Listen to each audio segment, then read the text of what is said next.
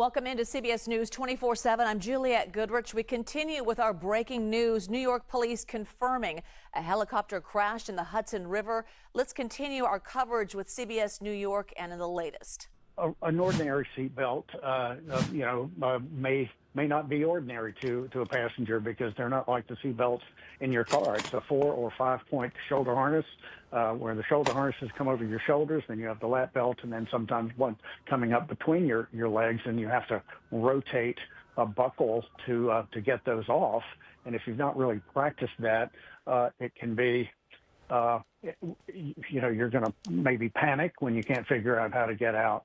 I just got off of an airliner about an hour ago, and I always pick up the emergency briefing card and read it and commit it to memory, even though I fly about 4 or 5 times a week. So know how to get out of something if you need to. Don't wait until you are in that situation to try and figure it out.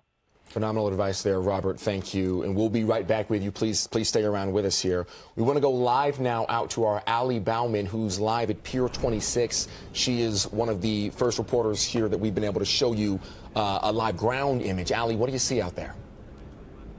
Yeah, Alan, we just got to the scene, 30 seconds ago and fired up the camera as soon as possible. We're at Pier 26 right now, right on the Hudson River. And I want to have my photographer, Christy, here pan off to show you the scene that, as you can see, is closer to the Jersey side. As we've been reporting, this helicopter went down closer to the Jersey side of the Hudson River. Now, over there, you can see those flashing lights. There is a very heavy NYPD presence over where we are on the ground here at Pier 26, as well as the FDNY Harbor Unit, NYPD in the air. FDNY tells me they have divers, they have rescue crews, they have all their resources being sent over here to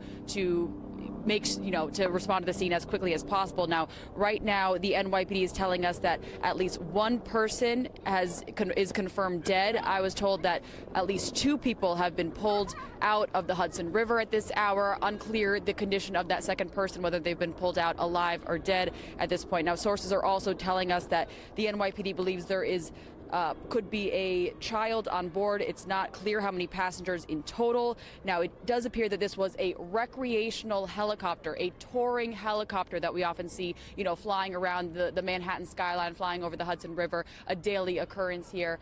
And this happened just, about an hour or so ago. We have a large NYPD, FDNY rescue crew presence, both in the water, on the ground here, and trying to get a better picture of exactly what's happening. Now, I can tell you just from being on the pier here, there's a playground, there's fields here. It does seem to be in some ways business as usual with some of the families and children and adults that are here on the ground at the pier. So it wasn't a huge disturbance to the everyday life here on the ground at this point. We have been seeing reports of some people from their apartments seeing the helicopter go down. We're trying to make contact with those people to get first-hand accounts of exactly what they saw. But that's the latest that we have right here from the scene. Alan and Christine. Allie, I just want to make sure and reiterate so that we can make sure that we have all of our facts correct. Your sources were telling you that this was a recreational helicopter and that a child may have been on board? That's what we're hearing, the initial reports that there may have been a child on board. Unclear the total number of passengers or crew that was in that helicopter, but at this hour we know at least one person has died. At least 2 people have been pulled out. Unclear the condition of the second person. And were your sources able to tell you where this helicopter took off from? No, I don't know that at this hour. I'm going to try to get that information, Christine. Okay, Allie, I know you just got to the scene. Great work gathering what you have been able to so far. We'll let you get back to work. Thank you, Allie. All right, back here live at the scene, the rescue scene that is still very active. You can see the NYPD and FDNY boats that are there surrounding the crash site. The site this afternoon, sadly, of another helicopter crash in the Hudson River. CBS News New York can confirm 1 person has died. 2 others were pulled out of the water, their conditions not yet known. Here we can see some still pictures of the submerged helicopter. It looks like it's actually upside down. Yeah, and that might be the flotation devices you were referencing earlier. And, sometimes they get capsized. You're looking at the bottom. That's the landing gear of this helicopter as it sits, like you said, possibly upside down there in the Hudson.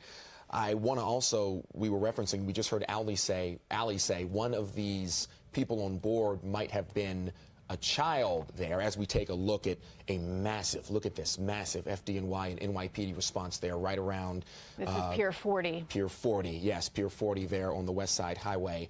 So it looks like we have at least one person dead, 2 pulled from the water, one of which out of those 3 could have possibly been a child, as we continue to build and get more information and a better look at exactly what's going on there down in a lower Manhattan. Another look now with these new pictures just into the newsroom of the helicopter. These are our first images that we've gotten of the physical helicopter. Before this point, we were unable to see anything above the water. Absolutely. And I'm just thinking of the people that are involved in this here today as the story continues to unfold, and the human factor of what we're learning as these details are confirmed by our news crews and our crews here back in the newsroom. But it sounds as though at this point, according to sources, this was supposed to be an afternoon of family fun. A family, it appears, hired a helicopter to take them on a tour of the city, and somehow something went terribly wrong, and that helicopter crashed in the Hudson River. It never, ever, it always hits me when we cover these types of stories that there are real people involved in these, and as we continue to learn more about their injuries and also about this one death, obviously we're thinking of their families at this time, but we will continue obviously to learn more about what is going on here, and then ultimately how this happened to further prevent another situation like this. Absolutely, absolutely. Everybody on board that helicopter, they did not wake up this morning anticipating this. This was probably an exciting moment for whoever was on board. The New York City skyline from above is tremendous, absolutely tremendous. And we just got some new information as I was speaking there. 2 adults and a child, I believe. 3 Is that children. correct? 3 children. 2 adults and 3 children on board. 2 adults and 3 children were on board this helicopter, as we now know. So you talk about a time of family fun on a Thursday afternoon. This was probably an incredible ride there, alongside 2 adults, 3 children on board that helicopter that then turned into this tragedy here. I've been on one of these tour helicopters before, overlooking Manhattan. It's phenomenal. There's nothing like it. There's nothing like being able to see New York City from the air. And even when you buckle up and you trust the company and you know what's going to happen and you trust in that flight, you can never be 100% sure. Absolutely not. And we cannot tell you whether or not if one of those adults was the pilot. So we're still looking to confirm if, in fact, there could have been 6 people on that helicopter. Okay. So at least 5. At least 5 right now. We, again, do not know if one of those adults that was on that flight was the actual pilot. So it's very well possible there could have been 3 adults. But right now we do know 2 adults and 3 children. And we don't know which of those are the deceased that we've been notified of. If you're just now joining us, CBS News New York is monitoring a situation unfolding right now live on the Hudson River down in Lower Manhattan on the West Side Highway right around Spring Street. We have confirmed that a helicopter has gone down there in the Hudson River, and our sources and reports are telling us this was a tour helicopter. All right, you are watching continuing coverage from our WCBS partners, and they are reporting the helicopter crash into the river. We want to go to our breaking news correspondent, Chanel Call, in the CBS newsroom in New York with the latest and what we know right now. Chanel. And Jules, we're following this story very closely this hour. A really fluid situation here in New York. So authorities right now say this happened near Jersey City roughly 45 minutes ago. That's when, Jules, police say a helicopter crashed into the Hudson River. This happened near the West Side Highway. I want to show you some live images from the scene right now. You can see a very active scene here in New York City. The NYPD telling our partners at WCBS moments ago that one person has died in this crash and 2 people were pulled from the river. Their conditions, by the way, are still unknown. No official confirmation at this point how many people were on board that helicopter, but sources telling WCBS that 2 adults and 3 children were on board, and Jules, that this was a recreational helicopter. So again, take a look at these really dramatic images coming into our newsroom right now. I want to talk about the response on scene. You can see police and emergency crews are still on scene there. We've got FDNY and NYPD on the ground, in the air, and in the water. There are divers, there are rescue crews there in and around the Hudson River. And we also, I don't know if we have these photos ready to share with you, if our control room can pull them up if we have them. You can actually see part of the helicopter on top of the water. It's hard to see from this view, but there are some photos where you can see it sort of sitting upside down. And I also want to explain where this happened. I know that there are going to be people watching this from outside New York City, of course. And let's contextualize Pier 40. This is a really large pier here in New York City. Originally it was a shipping terminal. Now it's this big recreational and community hub. You can see through this other shot right now, there are NYPD crews in the water right now. As I mentioned, divers are there. As far as how this happened, Jules, still no word on the cause, but a very active scene here in New York City this hour. Yeah, and Chanel, we were talking about this helicopter being kind of a tour helicopter. This is when families come to visit the area and they take one of these tour helicopters around. Can you kind of elaborate on that, what the mission is usually? It's usually family sightseeing. Well, that's what it sounds like. And again, no official confirmation from authorities at this point about how many people were on that helicopter, but sources are telling our partners at WCBS that this was in fact a recreational helicopter, and there may have been children, 3 children on board to be exact. Yeah, when you think about the kind of recreational trips that happen here multiple times a day, we'll see this if you look up at the sky here in New York City. Obviously, we're a big tourist hub, and often families will get on things like this to get some really great views. Hearing again, Jules, that this happened about 45 minutes ago, and that 1 person unfortunately died when this helicopter went down in the Hudson River. Yeah, it is a sobering day, and as we look at these images right now, obviously the main priority is search and rescue, and that's what they're doing as we speak. And as you said, WCBS reporting that 1 confirmed dead, but we did hear reports from our WCBS affiliate that they have confirmed that children were on board. And so at this point, as we're looking at this video right now and these live pictures, obviously the search and rescue continues. That's right, Jules. This is a really active scene. You can see just how big the response is from this vantage point, where you see all of the NYPD and FDNY crews that are out on the water. What you can't see here, and I'm not sure if we have this control room to show our viewers, is from the ground. There was just an incredible response on the ground, and anyone who's traveling in Lower Manhattan right now or on the west side near Pier 40 will notice this kind of chaos and traffic, because there are so many closures as emergency crews try to get as close as they can on the ground, in the air, and in the water to try to manage what's happening right now in the Hudson River. All right, Chanel, we're going to stay on top of this, and obviously our affiliate WCBS is covering this wall to wall, and we will check back with them and you for more updates. Chanel, thank you. All right, we're going to move on now. Let's go to the White House, where President Trump spoke about tariffs during a meeting with cabinet members earlier today. He answered questions about future tariff negotiations, including one about possible exceptions for certain companies. Let's take a listen to that. I'm not considering now for any country or company, but it's possible that I would. But I'm not. We don't have that situation right now. People understand where we are, what we're going to do. But it could happen. It's called flexibility. You have to have certain flexibility. All right, CBS News White House reporter Aaron Navarro is live with us now. So let's talk about the latest on these diplomatic efforts to make a deal with China. Where do they stand right now? Not in any place where there's been some real progression at the moment. We heard President Trump kind of take a, quote, we'll see approach. He has portrayed this move as resetting that global trade relationship between the 2 big global superpowers, and he expressed optimism about getting along with President Xi, but from what we've seen from Chinese officials, they are sticking with not reaching out to the U.S.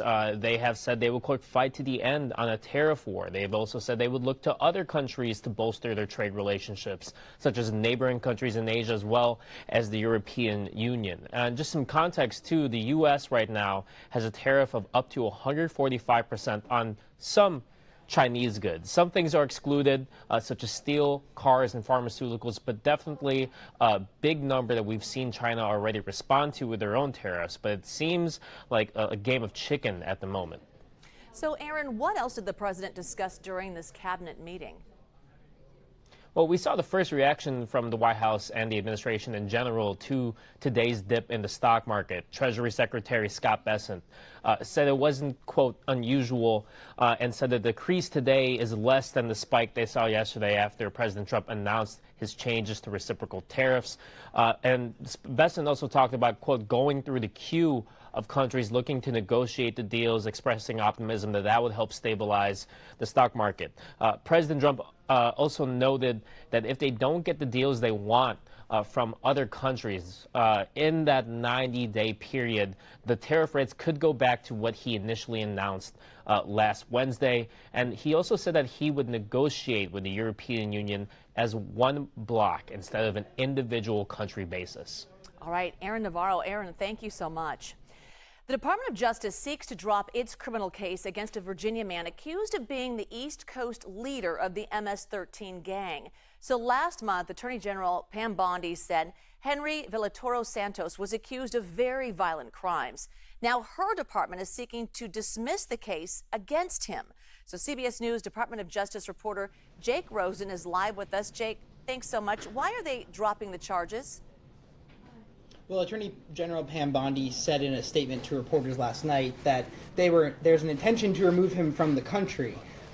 However, the Department of Justice and the FBI made a big deal out of this arrest, holding a press conference alongside Virginia Governor Glenn Youngkin, Kash Patel, the FBI director, and Attorney General Bondi were all there. She said that he was at the top of the MS-13 leadership in the United States, and added that he had been accused of very serious crimes. However, the only crime that he stands actually charged of right now is possession of a 9mm handgun. We saw some other pictures that there were some, potentially gang-related or at least violent-looking T-shirts and other things that they found in his house when they raided it. But there was no evidence, and at least produced so far by the Department of Justice, to actually back up those allegations made at this big press conference that the Trump administration really highlighted. Yeah, and he hasn't been convicted. So what would be the precedent in cases like this? There really is none. Usually what happens, even if the United States seeks to deport someone in a case like this, especially, let's just say, for instance, he actually is a real convicted gang member, usually the Department of Justice will still hold the trial in the United States, detain this person while obviously the trial is playing out, and then deport them after there's a guilty conviction. The attorney, however, for this man has actually argued that this case should not be dismissed against him and that he should remain in detention while this is all playing out, so that the Trump administration cannot summarily deport him like they've done with so many other people who are not in the United States legally, saying that if these charges are actually dropped, then that's exactly why the Department of Justice would then have an excuse to deport him. They want to see these proceedings actually play out and have these accusations that he is a gang member acquitted in court, so that there's less of a reason for the Trump administration to claim that he can be deported. All right, Jake Rosen, CBS News Department of Justice reporter. Jake, thank you. We want to return back to live pictures out of New York, where police and fire are responding to a helicopter crash in the Hudson River. We're going to have an update next. You're watching CBS News 24/7.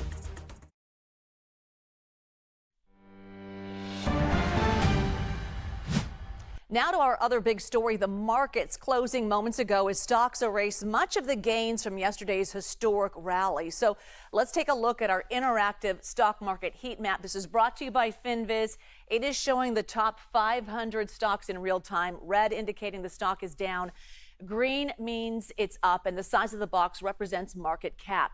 Yesterday, we watched stocks bounce after President Trump pressed pause on some reciprocal tariffs. But today, it is a lot of red. So CBS News Money Watch correspondent Kelly O'Grady joins us live now to walk us through all of this. Boy, we had this great bump yesterday, and now I'd call today a slump. So what's going on? Well, it could have been more than a slump, Jules. At one point, we were down over 2,100 points on the Dow, close to 6% on the S&P 500. And that's important because when it reaches 7%, it triggers what we like to call a circuit breaker, where trading actually is halted across the different indexes for 15 minutes. So things got pretty bad at one point. We were able to claw back some of those losses. So basically, though, what happened is yesterday, as you said, there was investor excitement that maybe these tariffs wouldn't be as bad as originally expected with that pause. But today, there was a little bit more of reality sinking in. Economists and analysts that I spoke to after the market closed yesterday said, we have not reached the bottom and we have not reached the end of this uncertainty and volatility. And that crept back into the market. Additionally, we got that tariff on China ratcheted up to a total of 145%, which just brings into question inflation, potential slowdown in economic growth. And so that's why you saw a big sell-off today, Jules. Yeah, I was watching an earlier report, and you said we were all kind of on a sugar high yesterday, which I thought was pretty accurate. But what does this mean for American companies looking for their next move, especially those with big tech that rely heavily on China?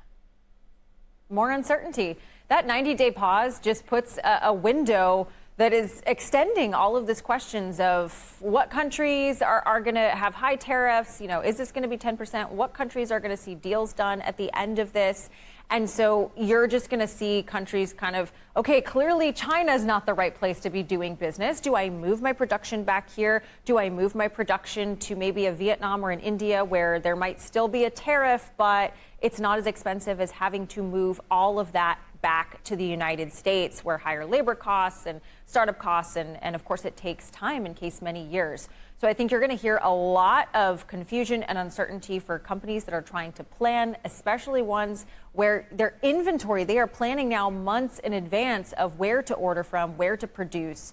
But when it comes to those companies in China, they are going to be trying to figure out, how do I avoid that? Where do I go instead? Yeah, as China's 84% tariff on the U.S. takes effect, kind of set the stage. What goods does China buy from the U.S.? So this is an interesting one, right? Because of the retaliatory tariff. So what industries in America are going to see it more difficult to sell there is essentially what you're asking. I think we've got a graphic actually where I can run you through some of the things that China buys from us. So farming, agriculture, this is a big one. The farmers in America got hit really hard the last time around under the first Trump administration, and we are seeing China target those specific industries. Again, we also sell oil to them, pharmaceuticals, basic chemicals, resins and synthetic fibers, motor vehicles. It's a long list. But what I will note is the U.S. buys a lot more from China than they do from us. So that's where that trade imbalance comes from that you've heard the president talk about. All right, earnings season, it starts tomorrow. So what can we expect from that? Yeah, more uncertainty. You're going to hear, Jules, uncertainty said by CEOs constantly. I'm going to be counting the number of times. We get the big banks reporting tomorrow, JP Morgan, Morgan Stanley, Wells Fargo. We are going to be listening to hear, what do they think about where the economy is going, and what do they think about where the consumer is going? Are they seeing a slowdown? That's going to be a really important moment, Jules. All right, good information. Kelly O'Grady. Kelly, thank you. We want to go back to our breaking news out of New York. Police confirming a helicopter crashed in the Hudson River. CBS News New York is covering the story.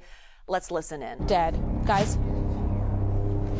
Jennifer, thank you for that update. For our viewers that may just be joining us as we approach almost 4:30 in the afternoon on this Thursday, we would like to update you on the latest of what we know so far. A helicopter crashed into the Hudson River. The remnants of that helicopter are now upside down on the Jersey side of the Hudson near Hoboken. Massive police and fire presence on both sides of the Hudson. You can see here from Pier 40, the emergency response there. It is exactly the same situation on the New Jersey side. We can tell you, we have confirmed there were 2 adults and 3 children on the helicopter. We do know right now that 1 person, unfortunately, has died. 2 others were pulled from the helicopter. We are still waiting to confirm their conditions. So there are still 2 people. Okay, now, excuse me, I'm just hearing from our newsroom that there were actually 6 people on that helicopter. So we originally learned that there were 5. Now we are learning that there was one more person. So a total of 6 people and at least 3 children. So it appears as though that there were 3 adults and 3 children, which is what we suspected earlier in our coverage. Please bear with us because this information is coming in every second as this story unfolds. But here is video that you're looking at right now. And in that circle is the wreckage of that helicopter. It is now submerged underneath the water. The flotation devices appeared to have malfunctioned. Well, we don't know that yet. Yeah, true. But we did see them on the skids that Pat Sumwalt did reference as well. But those flotation devices are meant to be there for situations just as this, for emergency water landings.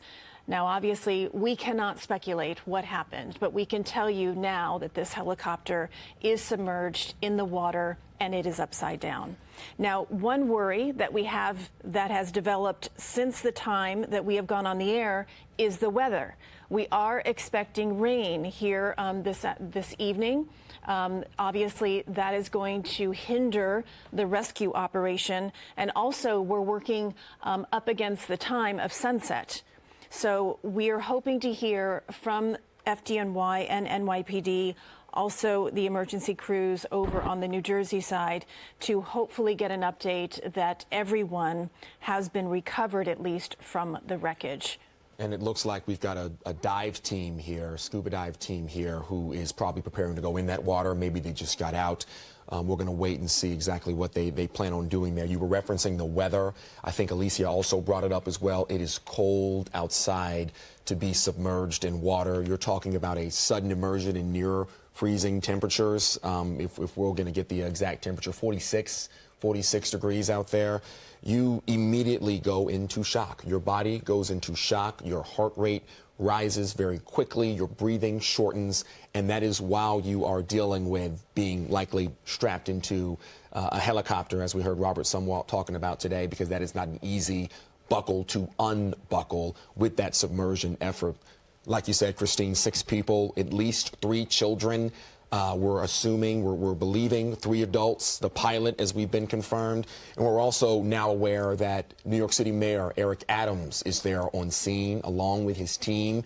He is there at the pier waiting right now with the rest of his team, the rest of FDNY and NYPD, Pier 40, that is, here in Manhattan, as everyone waits, watches to figure out exactly what comes next with a recovery effort, a rescue effort, and of course, right now we're looking live. This is a live image, correct? This is a live image right now of this dive team preparing to go into the water here, right next to this upside down helicopter, as we now know. And I guess all the questions remain. What caused right into the water? Go into the water. Right into the water. You know, if we're going to look at something that's positive out of this situation here this afternoon, is every day I come into work, I drive down the West Side Highway, and I always look over to my right as I'm heading south to look at the water. And if I'm going to give it a rating of how choppy things look, it actually looks pretty good today. I'm just thinking of the other day when we had that really windy Tuesday, and it was very, very choppy there in the river. I mean, it's always choppy, but I think in terms of what it could be, I think it could obviously be a lot worse. But you can see the diver, the rescue diver there right next to the wreckage. You can see his head bobbing up. He has his oxygen mask on, and it looks as though that he is going to go down to go into the cabin of that helicopter. We can tell you that we now have confirmed a total of 6 people were on board.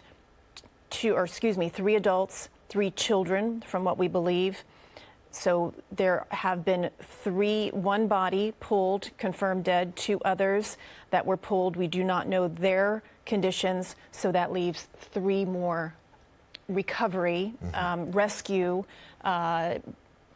rescues that need to take place. And some new information we just got into the newsroom here as our teams continue to piece this one together as we give it to you live on air. The mayor's office is speaking on where this helicopter took off from. It appears as though it took off from Lower Manhattan, and we're not sure how far along its route it was before it ended up here in the Hudson. But these are new details that are coming in. I believe we've also got a statement from the FAA in response to this crash, and they're saying, and I quote, "A Bell 206 helicopter crashed and is submerged in the Hudson River in New York City. The number of people on board is unknown at this time."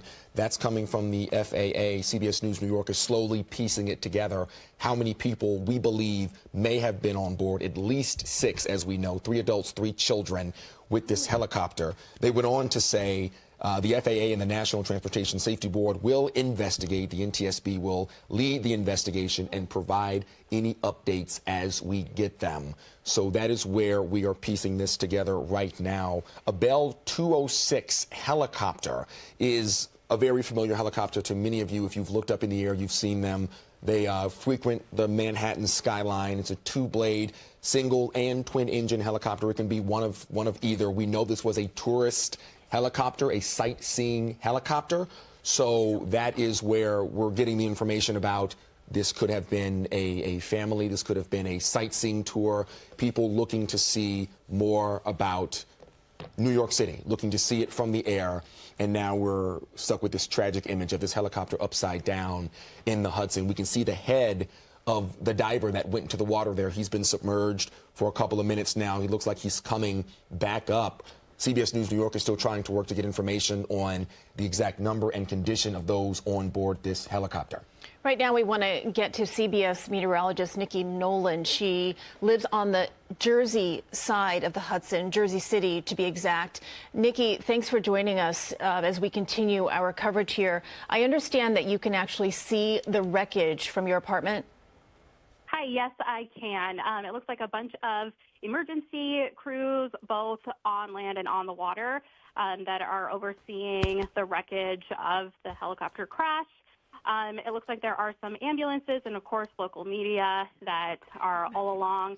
Basically, these piers and this big barrier that where the crash site is actually the start of the Holland Tunnel that connects all the way over onto the other side of the Hudson to get to the other side of New York. So it looks like the crash was right at the base of that.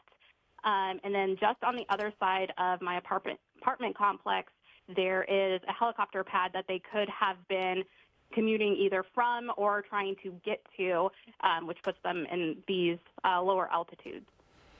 So, Nikki, I'm just curious, did you actually see anything take place?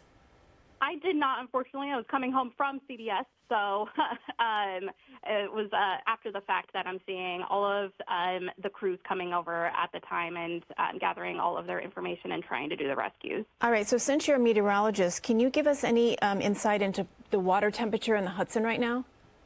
Yeah, so it's actually really cold. It looks like in the 50s and 40s for the actual Hudson, and then we actually have some rain that is coming in, so that's going to interfere with anyone who is doing any ongoing rescues, and of course the crews that are in the water itself. 50s and 40s are nothing to sneeze at, so it's definitely colder for anyone that's involved out there.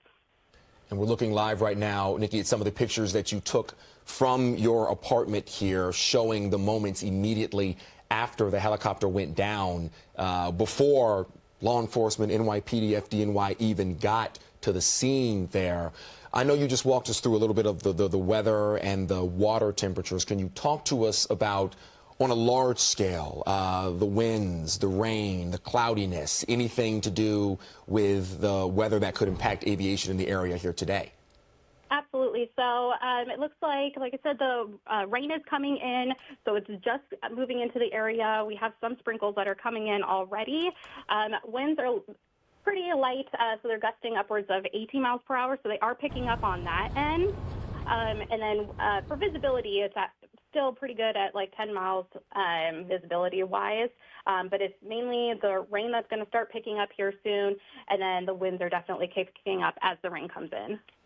All right, Nikki Nolan, CBS meteorologist, thank you for sending in those pictures and also adding your expertise to the. You're listening to our coverage from WCBS in New York, and CBS News contributor and former NYP Deputy Commissioner Richard Esposito joins us now on the phone with the very latest. Thanks for joining us. As we're looking at this video, obviously time is of the essence. Can you walk us through what's happening right now with the search and rescue? Right now, I would say it's almost certainly a recovery effort. I can't say that positively, but it looks like this so far. No one has come out alive. It looks like there are 5 dead. And what's going on now is a methodical search.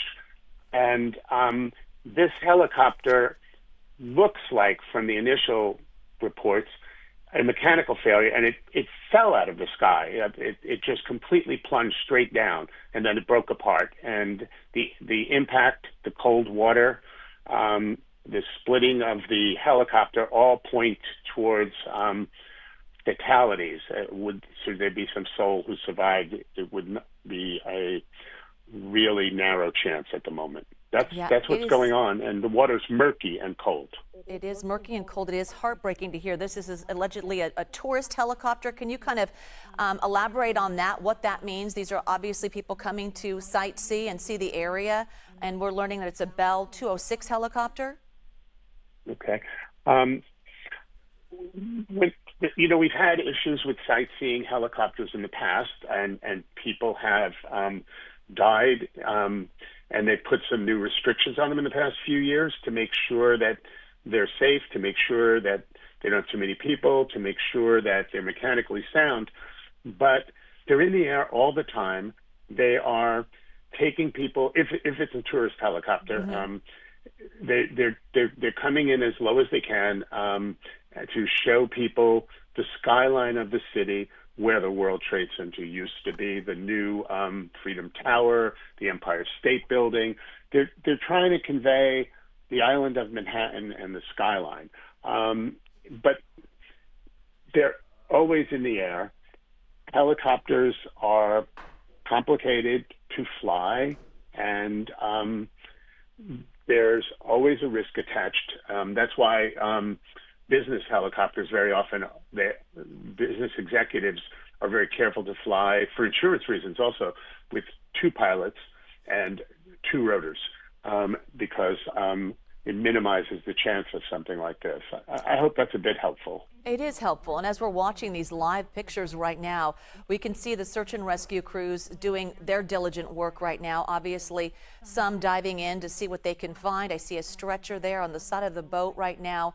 Can you talk about the crews on the ready for these emergency responses? Obviously, we don't plan to have these every single day, but when they do, boy, they sure came out there very quickly. The response has been tremendous. You know, the New York City Police Department has a phenomenal scuba unit. It has fast harbor boats. They're fast boats, and they're positioned well at the mouth of the river, in the East River, and they have helicopters ready to go at Floyd Bennett Field. It's minutes away. So the response is highly trained, highly professional, and very fast. You'll notice there are no Coast Guard helicopters. New York City has the jurisdiction for the entire Manhattan Harbor. In fact, they use the Coast Guard base, which was given to the city by the Coast Guard when they left that part of their mission. They're still here in the Battery, but this work has gone to the New York City Police Department. So the helicopters they have are fast. They have really good cameras. They have infrared.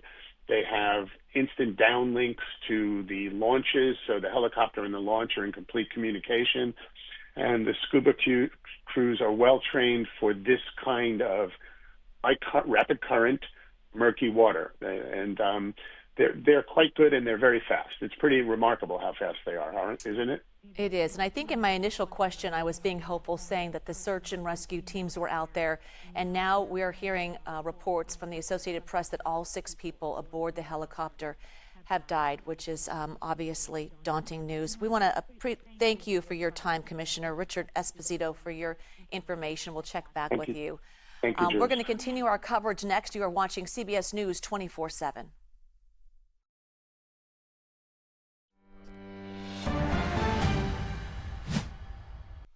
Let's continue our breaking news out of New York. A helicopter crashed in the Hudson River. Let's go to our breaking news correspondent Chanel Call in the CBS newsroom in New York with the latest information. Chanel.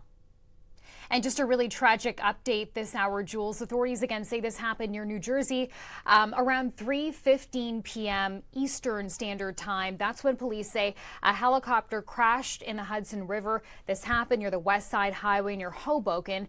And a source confirming to CBS News now that all 6 people who were on board the chopper have now died. The source is telling us the bodies of all 6 people were recovered. This includes 2 people believed to be children. The body of the pilot, we're told, was also recovered inside the aircraft. So that's the latest that we're hearing in terms of the human impact here. No official confirmation right now, of course, on a cause for this crash, but we do know this does seem to be a recreational helicopter that went down in the Hudson River earlier today. That's according to a source from WCBS, our local CBS station. Take a look at this response on the scene right now. Police are there, emergency crews are there, a really heavy police presence, both FDNY and NYPD. They are there on the ground, in the air, and in the water there. There are also scuba divers we saw, rescue crews who were there in and around the Hudson River. We also have some new photos that I want to share with you if our control room can bring them up. You can see part of the helicopter on top of the water. It appears to be sitting upside down in those images. I'm not sure if we can share those with our viewers right now because it's hard to see from these really far away aerial shots where the helicopter actually went down. Again, Jules, a really fluid situation. We're just learning moment by moment, piecing things together as far as how this happened. We still have really no idea about the cause. But I can also tell you the FAA, we reached out to them. They tell us this was a Bell 206 helicopters. And I'll quote, they say, and the FAA and the National Transportation Safety Board will investigate. The NTSB, it says, will lead the investigation and provide any updates.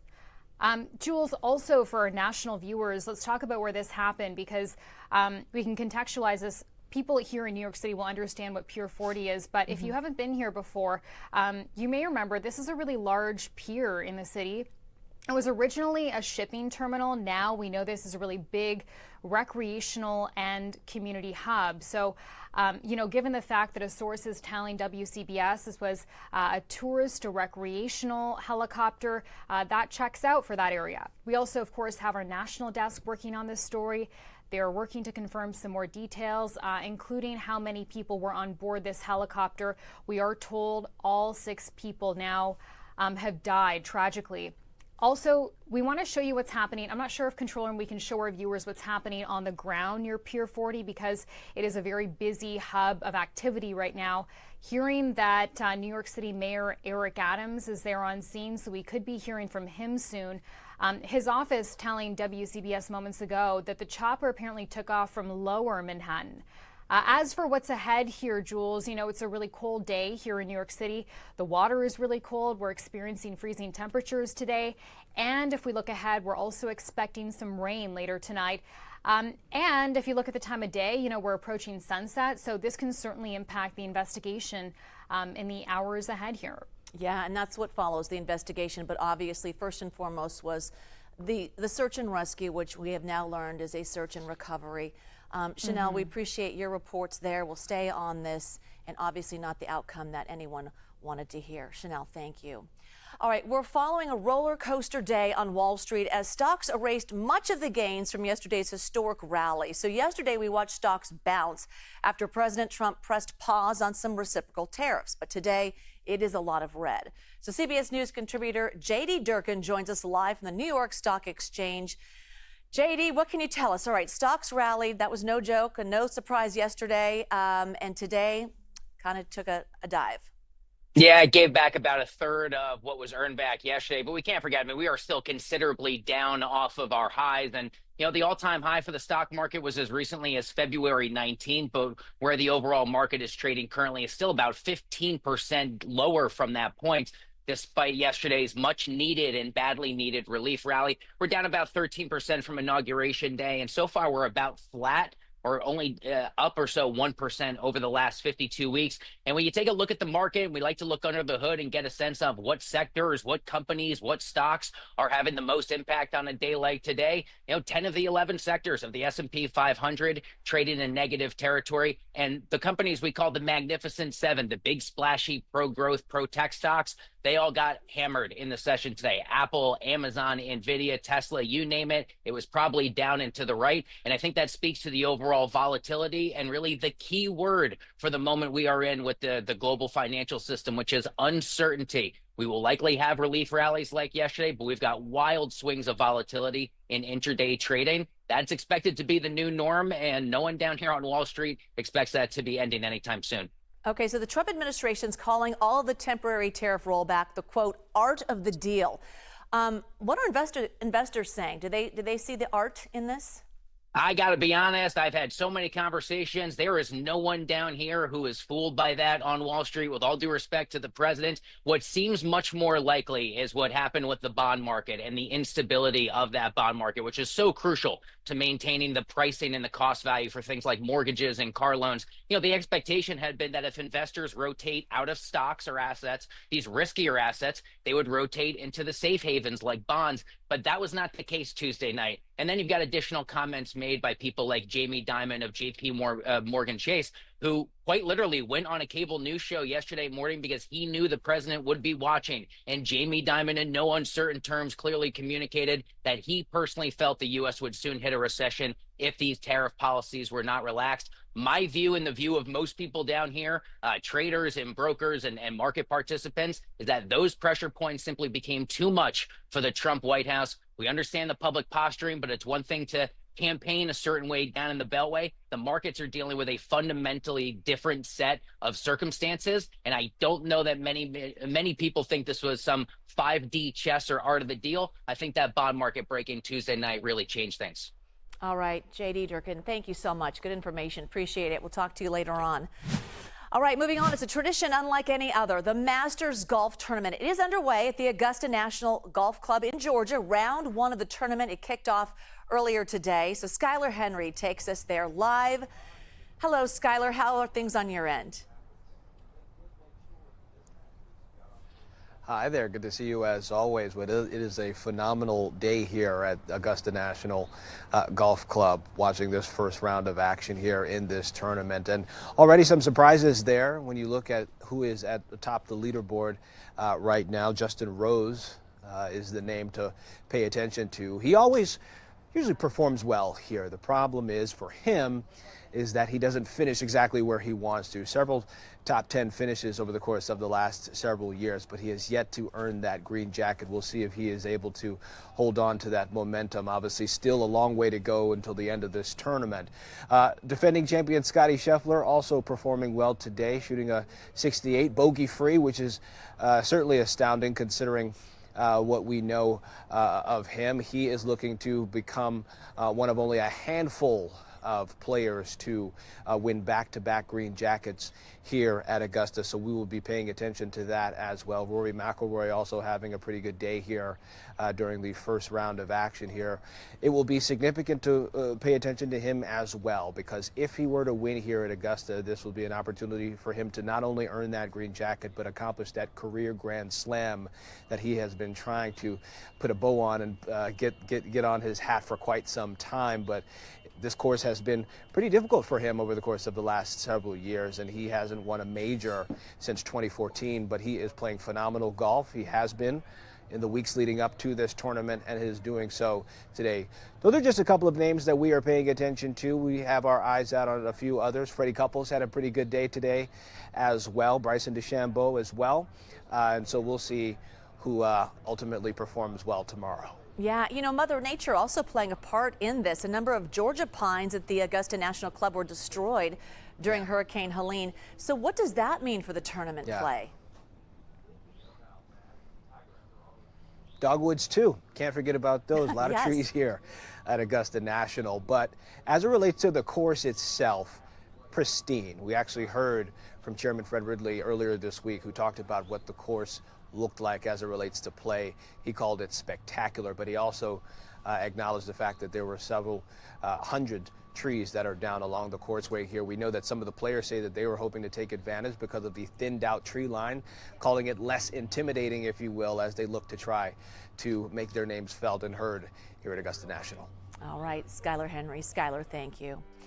We return back to live pictures out of New York, where police and fire are responding to a helicopter crash in the Hudson River. We'll continue our coverage. Stay with us. You're watching CBS News 24/7.